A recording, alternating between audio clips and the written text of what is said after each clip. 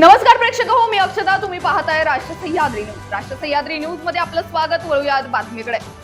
जामनेरमध्ये 6 वर्षीय बालिकेला अत्याचार करून संपवलं. संतप्त जमावाची पोलीस ठाण्यावर दगडफेक. नराधमाला ताब्यात देण्याची मागणी. जळगावच्या जामनेरमध्ये संतप्त जमावाने पोलिसांवर दगडफेक केली आहे. जामनेर तालुक्यातील चिचखेडे बुद्रुक गावात एका नराधमानं चिमुकलीचा निर्घृण खून केला होता. त्यानंतर आरोपी फरार झाला होता. या आरोपीला भुसावळमधून ताब्यात घेण्यात आलंय. आरोपीला अटक केल्याची माहिती मिळताच 300 ते 400 जणांच्या जमावानं पोलीस स्टेशन बाहेर आंदोलन केलं.